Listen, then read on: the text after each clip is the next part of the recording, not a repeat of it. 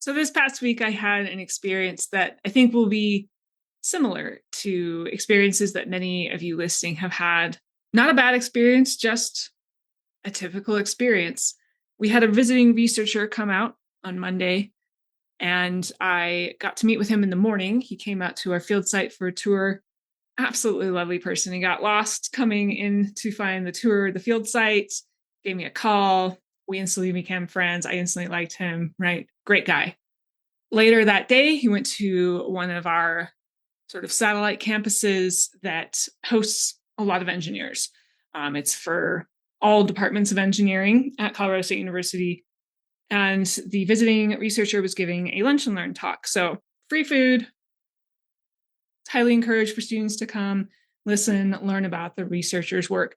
This researcher works in the urban space, urban sustainability engineering type work.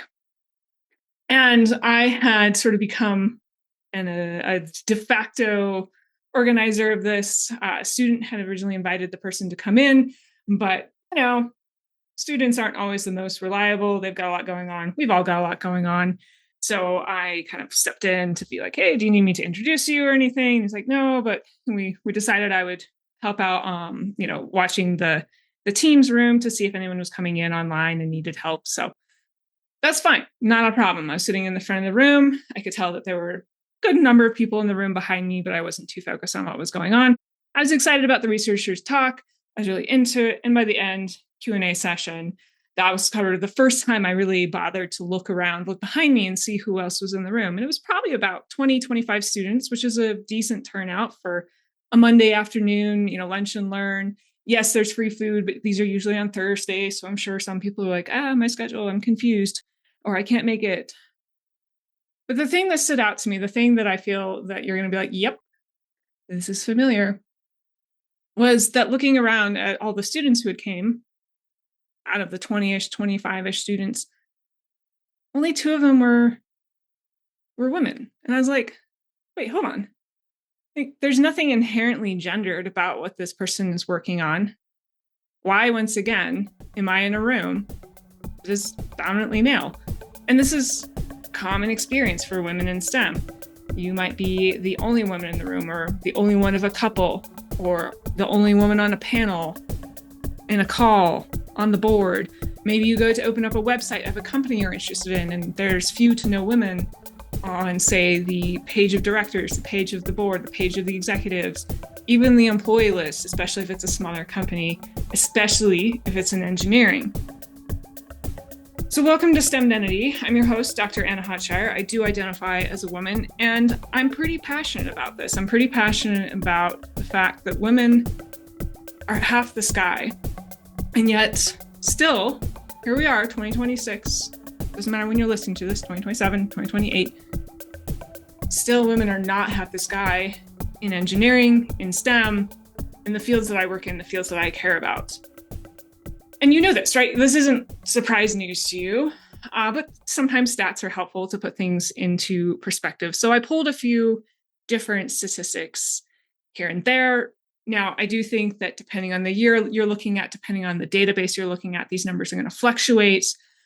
People love to report statistics in a way that favors their point that they're trying to make. So I'm not trying to say that this is the end all be all, the only research you should ever listen to. But it's helpful just to have a little bit of context. So, for example, an article, and I will link all of this in the show notes so you can find them, read them on them more. An article posted by the Society for Women Engineers, or SWE, quoted that according to the World Economic Forum, women made up only 28.2% of the STEM global workforce in 2024, 2 years ago. In non-STEM fields, women comprise 47.3% of the workforce. So in non-STEM fields across the board, women do hold up approximately half the sky in the workforce, but in STEM, only about 30%, slightly less. Here's another study that was taken in 2019 that I'm going to quote to you just for the, you'll hear for some tidbits. This was a study looking at U.S. federal workers in STEM, so in the government sector. And overall, women accounted for 29.3% of STEM federal workers. All right, well, that's very close to that's 28.2% of the STEM global workforce in 2024. The years are different, and this data probably is reflecting 2018-ish. I apologize, I didn't read deeply into this report, so I'm not 100% sure on the timing, but close to that. Going back to this report, science occupations had the most women, while math occupations in the federal sector had the fewest number of women. And there were significantly fewer women in technology and engineering than expected. Wait, what? So people were just walking around being like, there's probably lots of women, it's fine. And then they ran the numbers and they're like, oh shit, there's like not that many. That's not great. Don't love that. But I do appreciate the honesty of putting that in there.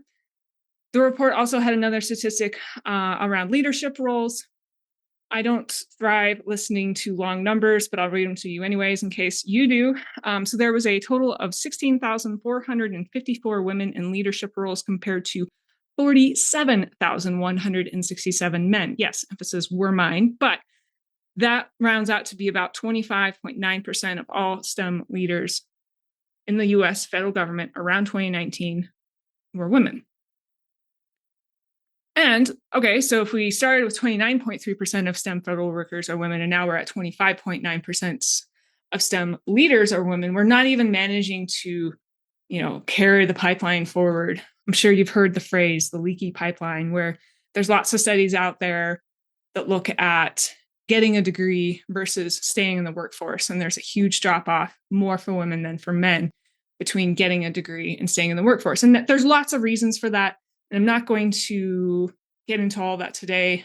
I'm just reminding us of things that we know, but sometimes we forget to think about, sometimes we forget to care about potentially, because it's hard to care about everything when there's global news, there's your family to take care of, there's your income that you need to make, all of these things swirling around.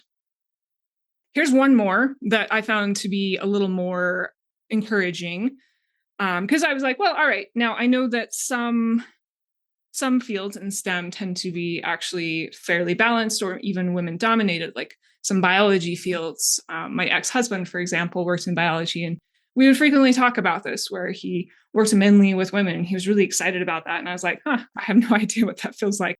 I've literally never been in a room that was mostly women until this past year. And in fact, that thing that I'm talking about this past year is that there was a conference I was able to go to that was sponsored by a federal agency. It's the year 2026. So they certainly changed the tone and the messaging around the conference, but the spirit remained precisely the same, which was that it was for women in energy and engineering. And it was incredible. I walked in and I'm like, oh, there's like 80% women and 20% men. And there were some men students, there were some men senior people there, right? It wasn't an exclusive. We weren't trying to kick out all the men. We were just saying, hey, it's good to have spaces where women really feel like they belong and like this room is for them. And it was very cool. I got to both mentor a lot of undergraduate and graduate students and be mentored by a lot of senior women. And it all felt a little bit different than it feels like at a typical conference where it's always dominant man. Doesn't matter what conference I go to. It might be close. It might be 40% women-ish, 60% men. And yes, I am glossing over the spectrum that is gender, and I apologize for that, but just bear with me for these simple frameworks for this episode. Always lots of men in the room, wherever I am in STEM. So I started pulling out engineering statistics because that's where I am now. Even though I was not trained as an engineer, I am now in the systems engineering department, and I'm starting to feel it just a little bit more. I'm starting to feel that kind of like, oh, wow, there's a lot of men everywhere. And same with my main research area, energy, a lot of men everywhere. So here's the statistics also, or rather a snippet that I'm going to quote to you from, again, another Society for Women and Engineers article.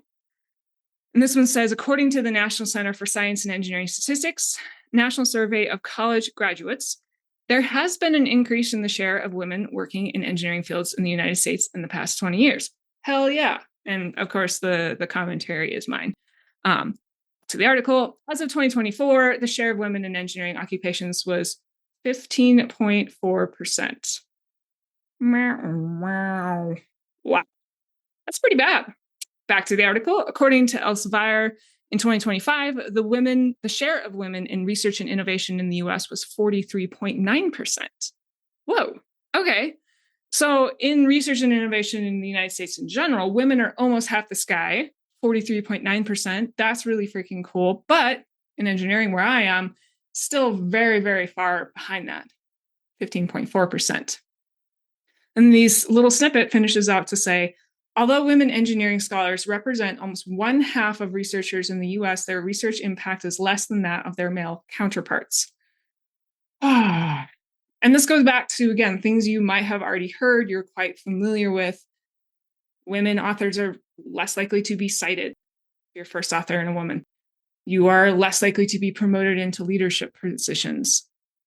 Okay, I was like, all right, let's dive in a little bit more, maybe go into some specific engineering fields. What about mechanical engineering? We always like to make fun of mechanical engineering. And sure enough, according to the Bureau of Labor Statistics, the year was not placed in this article, so I can't tell you what year this is from. I tried to find it in time, but it seemed like fairly recent, within the 2020s.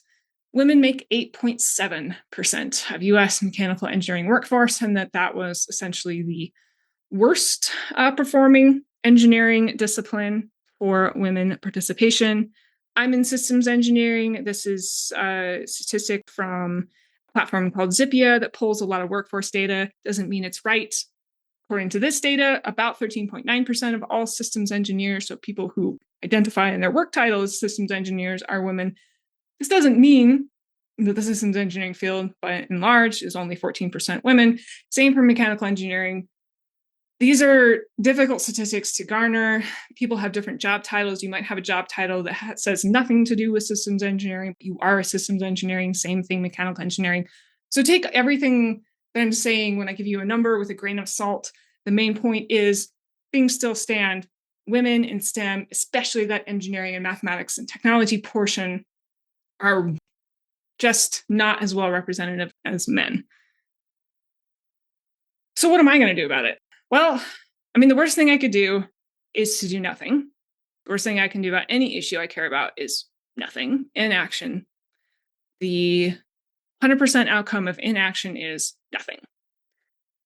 So I dug deep down inside myself, and this experience I had on Monday particularly struck me and stood out to me because I had been on a nice little kayak vacation the weekend before, and I had the opportunity just to be thinking about this and that.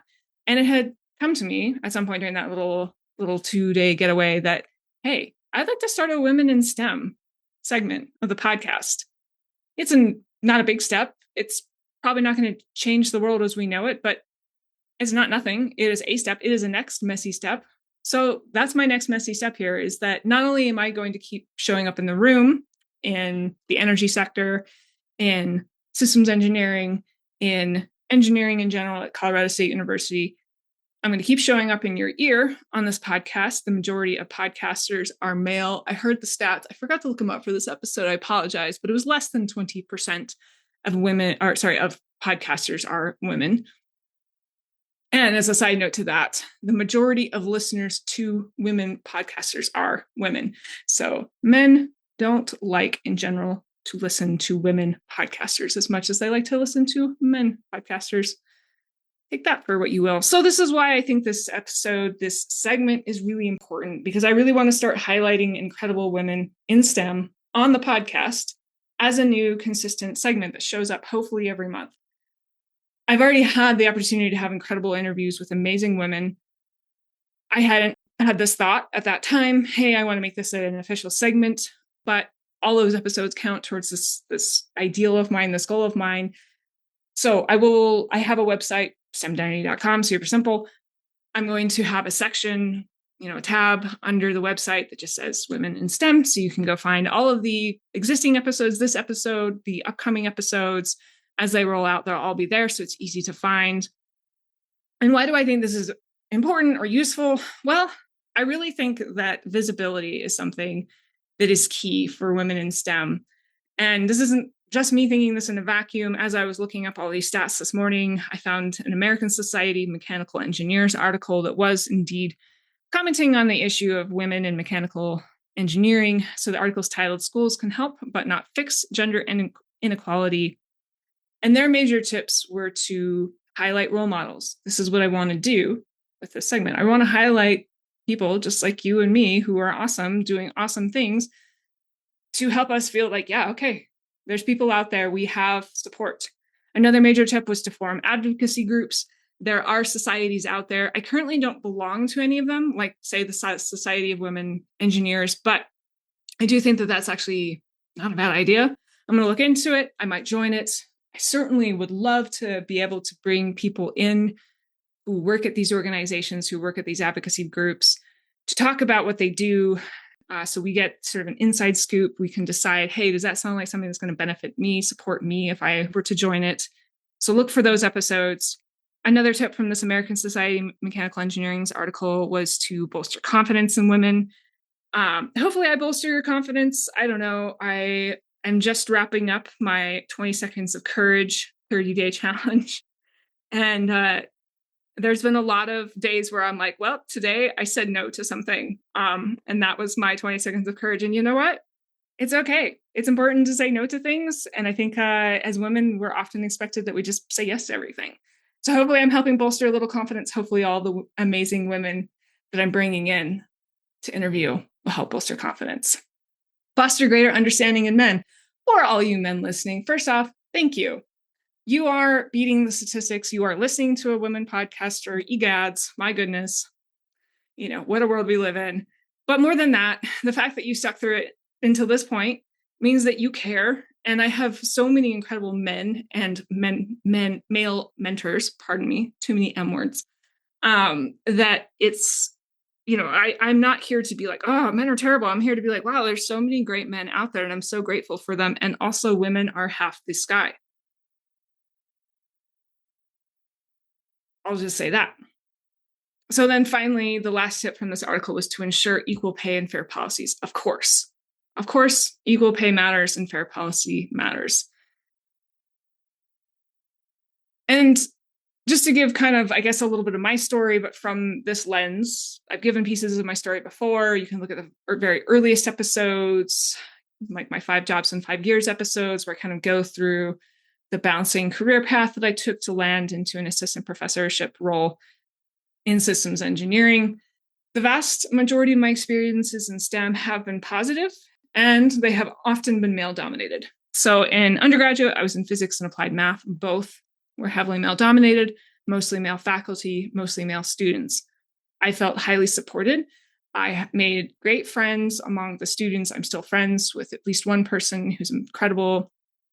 I made good connections with some of the faculty, more the physics than the math, but I was more in physics than math. Kind of applied math was sort of a last minute add-on to my degree program, essentially. It was a supportive environment. I went into my graduate school. I went into my program in atmospheric science because of my male mentor in undergrad. He was so positive. He wanted me to succeed. I'm so grateful for him. Grad school was a different experience for me. I was in atmospheric science up at Colorado State University. I don't know the exact numbers at the time. I was there between 2014 and 2019, but it was definitely closer to about 40% women graduate students, and the faculty was much more balanced between men and women. And I didn't really think about it. I just didn't really think about gender for like 5 years in terms of being in science. I felt highly supported. I did have a male advisor. I ended up having a co-advisor from my PhD. He was also male. The research group did have a senior woman in it. She became a mentor for me, and that was incredibly helpful. And again, I just didn't really think about it. Then I went to a postdoc, and I actually had a female postdoc supervisor, advisor. And that was a good experience, especially it was during the pandemic. Like my postdoc started in January of 2020. By March of 2020, we had all gone home, and I was just working from home. And frankly, I don't think any mentor could have, changed my world at that point. I was just trying to survive, not be too depressed, being alone most of the time, being worried, having a broken leg for part of it, all these things, right? It just was a hard time personally, as it was for most of us. After my postdoc, I went to industry where I had 2 different jobs, and both of them, I was the only woman on staff for at least a period of time. Both jobs had at least temporary women come in. One job had one more full-time employee come in, but they were all very, very supportive colleagues. And, well, not all. Most of them were very, very supportive colleagues. My direct coworkers and direct supervisors were, so it felt fine. And then my current research group I joined, the research staff was about 50-50 women. And so I was like, okay, again, gender just not really a thing again, I guess. I don't know. It was a little awkward in industry, but here I am back in academia. It's 50-50. And then I joined systems engineering in my current department, 25% women on the faculty, which is higher than average, right? If it's true that about 15% women are in systems engineering, then 25%, hey, look at that, we're crushing it. But it's all kind of coming back. And I'm starting to feel it more and more, as I've mentioned. It makes me wonder, looking back, hey, what might have been different, if anything, if I had more female supervisors? Maybe I would have been more confident to speak up in every room that I was in, instead of, I still struggle speaking up in certain rooms under certain circumstances. Maybe I would have felt more comfortable in setting boundaries in certain circumstances, saying no in certain circumstances. I did say that I've had mostly positive experiences. Keyword mostly. I've had some negative experiences. I think one of the more negative experiences was a CEO at one of those companies informing me that he would not promote me to a director position that my direct supervisor was putting me up for because, quote, I was hired to be a scientist. Translation, stay in your lane, and I, the CEO, does not believe in personal growth. I left that company about 2 weeks later. I've also had experiences where students seem like they want a different Anna. They want someone who's more nurturing, more mothering. And I'm like, I care. I'm empathetic. I'm not a mother.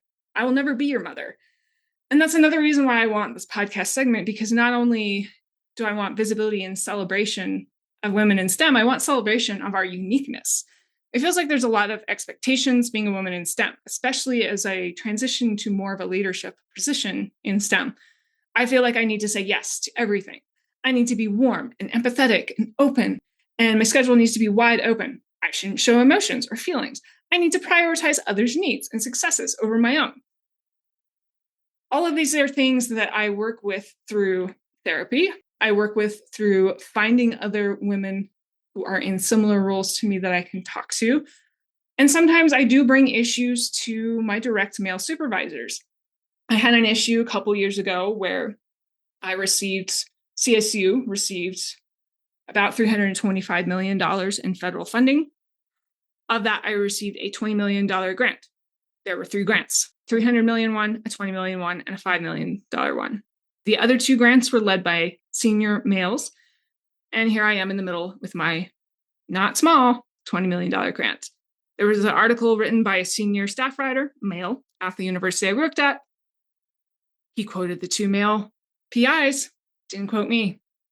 I read that article draft twice. I sat on it feeling really shitty and uncomfortable for a few minutes. And I emailed my direct. No, I can't quite remember the steps. It's been a long enough time. I think I reached out text to our then associate director of the group, who is a woman. And I said, hey, this is happening. Like, this doesn't feel good. What should I do? And she immediately had my back. She was like, nope, not appropriate. Can you send this to, or I can send this to, the person in charge of the group, send it to the person in charge of the group. He immediately elevates it all the way up the chain. I'm hoping that staff writer did not have the best day of his life, because I did not have real sympathy. And the issue got solved. I was quoted in the article, everything went on. But the fact that I had to go through that, the fact that I had to carry that emotional labor, I had to sit with feeling shitty. This isn't uncommon in STEM. So for those of you who are listening who are not a woman in STEM, this, it's not sexual harassment. It's not physical abuse. It isn't, quote unquote, huge. Maybe it isn't, quote unquote, big trauma with a T, big trauma versus little t trauma. But it still sucks. And it still makes me feel like no one cared. No one cared that I just brought $20 million into the university. I'm sorry, that's a lot of fucking money. And you should have cared, senior staff writer. You can tell I'm still a little bit upset about this. I hadn't thought about this incident in over a year until I was thinking about this episode. And I was like, oh yeah, that sucked. There's a famous dancing duo from the 1930s, Ginger Rogers and Fred Astaire. You may or may not be familiar with them. I had older parents who loved watching old movies, so I had watched basically all of Ginger Rogers and Fred Astaire's movies multiple times as a child. And then growing up later, I started hearing that quote that Ginger Rogers, the female of the duo, had to do everything that Fred did. And Fred, of course, was the big name. And, Ginger was just his partner. Ginger had to do everything Fred did, but she had to do it backwards and in heels. And that's sometimes what it feels like. Got to do everything that the guy does, but backwards and in heels. So this Women in STEM segment, it's going to be honest, or as honest as my guests feel like being. I want to celebrate. I want to highlight. I want to say all the great things that are happening. And I want to be honest. I want to have the stories that are like the senior staff writer who decided that your contribution didn't really matter because they were two senior guys that you could quote instead. I want to be here for all of this. I want to hear your stories. And I fully admit, this episode has not solved anything, right? No one's going to walk away and be like, wow, I've seen the light. I am now going to be an ally and blah, blah, blah. No, but I do hope, my greatest hope for this episode, this segment, is that it's setting something in motion. Things that are already in motion, it's contributing to. It's adding more momentum to things in motion. It's helping in its own small little way. So I deeply appreciate you being here and listening. I know this isn't the easiest topic. Probably for the women listening, you're probably thinking through some circumstances that have happened to you, and maybe you're feeling a little pissed. And I'm so sorry for that. And I see you. I have been you to some small extent, but maybe you have been through things that are so much worse than I could ever imagine. And I'm so, so sorry for that. You matter. I care about you. It doesn't matter if I know your name. It doesn't matter if I know your face. It doesn't matter what research field you are in. I care about you. There are so many people out there who care about you. Please find your people and surround yourself by as many of your people as you can. And that is my Learn and Move Your Feet. I had written something else, but I think that's more important, honestly. Find your people and surround yourself with them as much as you can. And if there are not your people where you are, then that is your red flag that you need to leave as soon as you can where you are. Whether it's your degree program and you need to white knuckle it for the next 3 years, please don't white knuckle it for the next 3 years. Can you start to reach out on social media to people who seem invested in care? Can you start to join societies? Maybe the Society of Women Engineers or another one. Can you start to find people in other departments, other graduate students in other departments? Same with your job, same with whatever situation you're in. Yes, leaving is always the most tempting option and sometimes the easiest option to separate yourself, but it's not always an available option. So if you're feeling extra bold, I would absolutely love any recommendations you have for interviews or organizations you would love for me to highlight. You can reach out to me, LinkedIn, Anna Hodgshire. Please connect. Let's hang out. You're cool. I'm cool. Let's do it.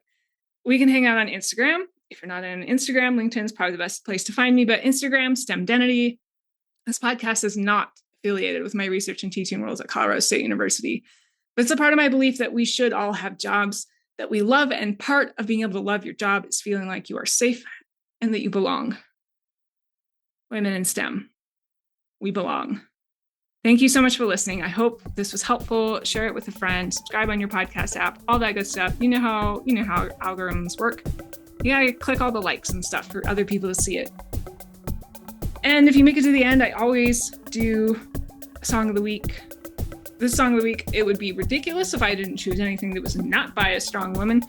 And one of my absolute favorite contemporary female singers is Jasmine Sullivan. She has a voice that will kick you in the ass and make you go, I did not know that the human vocal cords could do that. Mine certainly could never. I'm not a great singer. Someday I would like to take lessons and become better. But yeah, singing, not my forte. I listen to her and I'm like, the notes, guys, the notes. So Jazzy Sullivan has done a lot of really cool stuff. And she recently, when I say recently, it's probably like 2022. I don't know. Time has no meaning anymore. But she has this incredible song called Pick Up Your Feelings. So Pick Up Your Feelings by Jasmine Sullivan is my song of the week. Check it out. I'm so glad you're here. If you listened all the way to the end, thank you. If you listened all the way to the end and you're a male, gold star, even though you probably don't need it, but hey, I appreciate it. And let's keep having these conversations. They kind of suck. They kind of are hard. It's kind of a bummer to remind ourselves of all this stuff, but they matter. Visibility matters. Your voice matters. And someday I really hope that your voice is on this podcast. Thank you so much.